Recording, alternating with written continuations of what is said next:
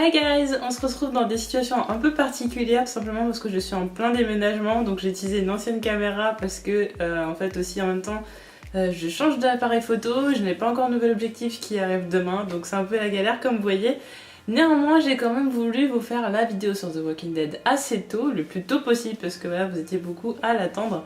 Donc voilà. Donc cet épisode, qu'est-ce qu'on peut en dire? Déjà, c'est une ambiance complètement différente de l'épisode précédent. Là, on peut respirer quand même un petit peu et ça fait du bien. On est vraiment dans une ambiance calme. On est au royaume qui a l'air très paisible. Donc les gens sont heureux, les gens ont de la nourriture, ça chante partout, voilà, des petites chorales et tout. Tout le monde est souriant, c'est le paradis. Ça a l'air d'être un petit peu comme ça avec l'espèce de jardin d'Éden et tout ça, avec l'histoire de la pomme et tout, du fruit interdit, bon bref. Ça a l'air vraiment d'être le paradis. Donc on a Carol qui va justement faire connaissance avec tout cet environnement et en plus avec Ezekiel. Donc lorsqu'elle rencontre Ezekiel, donc Ezekiel qui est forcément voilà assez... comment dire, déjà triomphal, enfin très grandeur nature, enfin je sais pas comment expliquer, mais voilà, qui fait vraiment le roi jusqu'au bout, comme il le dit, voilà, il avait l'habitude de jouer, et il joue beaucoup de ça, et je pense qu'il y a un peu d'ego derrière, même à un moment donné, Carole elle lui dit, est-ce que je peux vous appeler votre majesté? Et lui au lieu de dire non et de jouer l'humilité, il ne joue pas du tout l'humilité.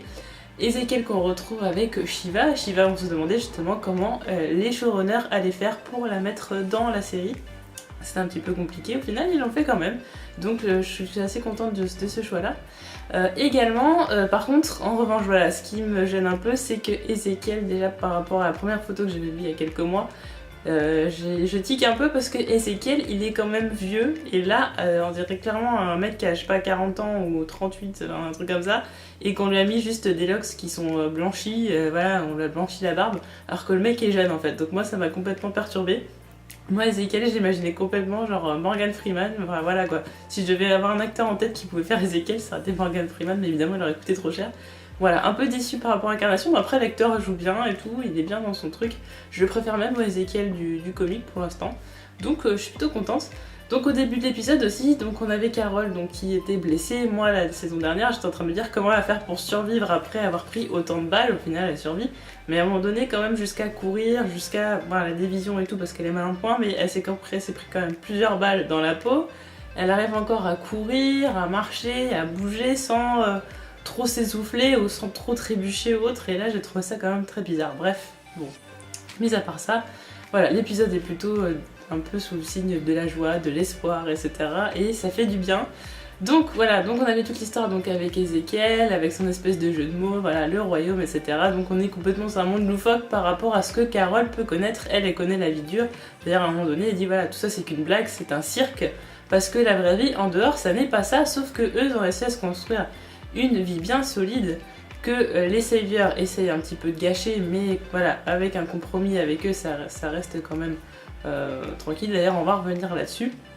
Donc, Morgan qui lui, en 2 jours, a réussi quand même à se faire une vie un peu là-bas, parce que ça fait que 2 jours, mais on dirait que ça fait longtemps qu'il est là-bas au final.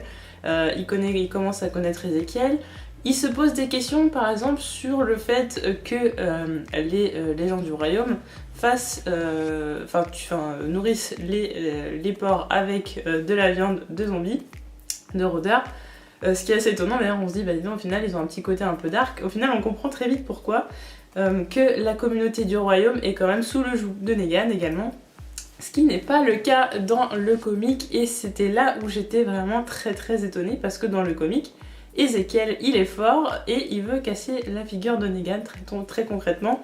Lui il ne joue pas à ça, la colline en effet est sous le joug de Negan, mais le royaume ne l'est pas. Et c'est là où j'étais surprise pourquoi avoir voulu faire ce choix. Ils n'ont pas eu trop le choix, n'empêche, parce que on connaît Ezekiel dans le comic, donc c'est dans l'issue 108 qu'on fait la connaissance d'Ezekiel, et c'est Jésus qui emmène Rick au royaume parce que Rick a besoin d'aide évidemment pour tuer Negan. Et Ezekiel dit ok d'accord, de toute façon lui c'est un connard, moi aussi je veux sa mort, donc voilà on va s'allier à vous, etc. Et c'est fait et c'est plié. Sauf que Rick n'a pas encore rencontré Ezekiel, Rick n'a encore dit à personne, à aucune communauté, ce qui s'est passé avec Negan pour l'instant, on verra ça dans l'épisode 4. Donc pour l'instant Ezekiel, ils ont fait le choix de mettre le royaume sous le joug de Negan. Néanmoins, Ezekiel est quand même un dissident, hein, il a quand même envie de faire en sorte que, de leur nuire le plus possible, mais sans justement toucher, sans que Negan puisse toucher à son peuple, c'est-à-dire de faire, d'empoisonner les Saviors avec les porcs en espérant qu'ils meurent. Le problème, c'est quelles conséquences ça peut avoir derrière si Negan se rend compte que le royaume essaye d'empoisonner les Saviors. Donc ça, il faut voir. Ce qui est également intéressant dans cet épisode, c'est la progression de Carol et de Morgan. Carol et Morgan qui étaient censés quand même se ressembler dans le fait qu'ils ne voulaient pas tuer qui que ce soit. La différence étant que Morgan voulait quand même continuer à vivre avec une communauté et Carol ne voulait plus parce qu'elle se disait que si elle devait encore sauver des gens, elle devait tuer des gens.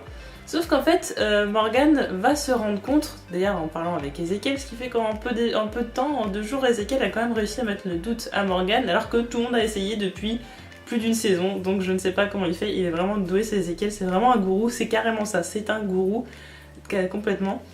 Et donc en fait, Morgan va remettre en question tout ce que lui a appris son maître, en devenant le maître de Ben, donc Ben qui est protégé d'Ezekiel, qui est le fils d'un homme qui, entre guillemets, est mort à cause de lui, pas directement, mais indirectement c'est un peu le cas. Mais en fait, Morgan va dire, justement lui qui est végétarien, lui qui a dans son livre écrit qu'il ne devait pas tuer, etc., qui, logiquement d'habitude, appliquait ça jusqu'à qu'il sauve la vie de Carol en tirant sur un homme, et au final il dit à Ben, c'est bien d'écouter, en gros c'est bien d'écouter ce que quelqu'un te dit et tout ça, mais il faut quand même en fait faire son choix par soi-même en fait. On peut écouter quelqu'un aveuglement et dire oui ok je vais faire comme ça toute ma vie, sauf qu'à un moment donné on se rend compte que c'est pas forcément applicable à soi-même, et c'est ça qu'il va dire à Carol, parce qu'au final il va se rendre compte qu'il va peut-être falloir qu'il tue des gens dans la mesure où il veut protéger certains. Donc ce qui fait que voilà, il peut avoir quelques affinités avec Carol. Carol qui, elle disait qu'elle était obligée de tuer pour protéger. Et là finalement il est obligé de faire la part des choses entre oui il peut pas laisser les gens mourir et en même temps s'il a pas le choix de tuer, et forcément il aura à le faire. Et ça passe aussi par le choix de l'arme, parce que le bâton c'était pacifique justement, alors la personne son maître lui avait dit de pas tailler la pointe, etc. Donc voilà, ça suffisait à tuer les rôdeurs, ça ne pouvait pas normalement, ça évitait de... C'était pas pour tuer les hommes, c'était pour tuer les rôdeurs, ce fameux bâton. Et là en fait on a justement la chose qui... en fait on montre que l'arme à feu c'est plutôt pour tuer les humains que pour tuer les rôdeurs. Le bâton suffit pour tuer les rôdeurs et l'arme à feu sera plutôt pour tuer les humains.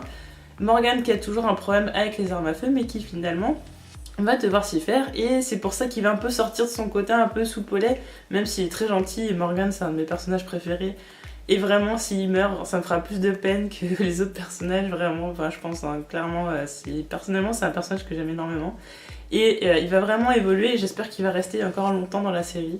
J'ose espérer.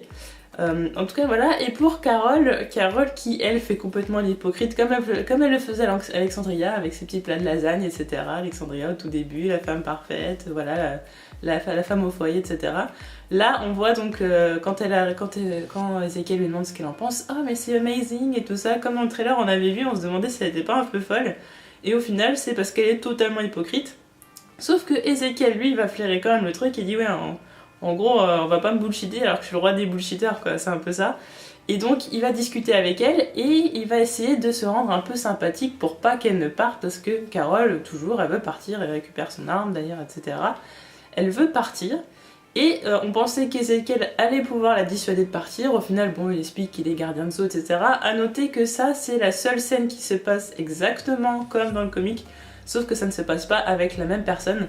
Dans le comic, c'est Michonne qui va tomber amoureuse d'Ezekiel, donc Ezekiel va aller faire son grand numéro. Au début, Michonne va être un peu sceptique, etc. Comme Carol, et au final, elle va tomber amoureuse de lui, donc il y aura une liaison, etc. Ça va être un petit peu compliqué.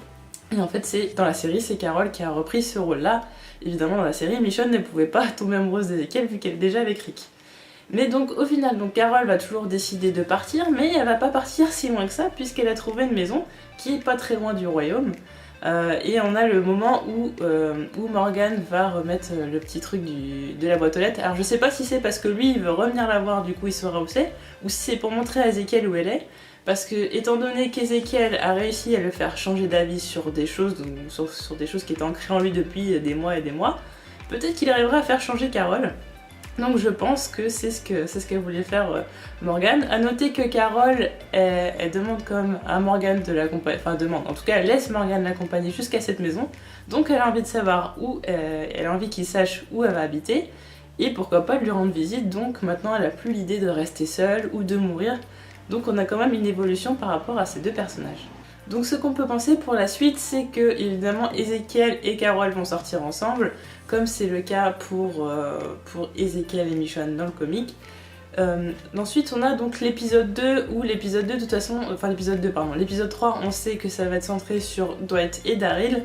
L'épisode 4 en revanche on reviendra à Alexandria, qui est donc tout ce qui va se passer suite à l'arrivée de Negan qui va arriver à Alexandria, comment ils vont expliquer ce qui s'est passé. Et comment ils vont justement prendre le fait que, entre guillemets, Negan va violer leur intimité.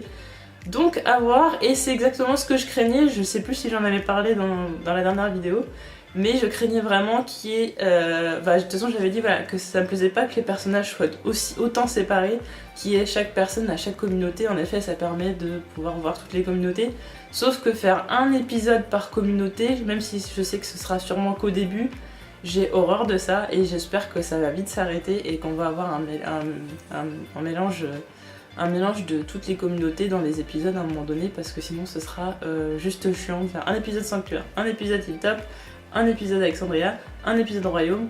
Non. Donc bon, on va voir en tout cas, prochain épisode, donc la relation entre Dwight et Daryl. À voir très prochainement et j'ai hâte. Voilà, on se retrouve pour d'autres vidéos avec une autre caméra, avec un meilleur son. Et tout ça, voilà, je vous donne rendez-vous. À bientôt, salut!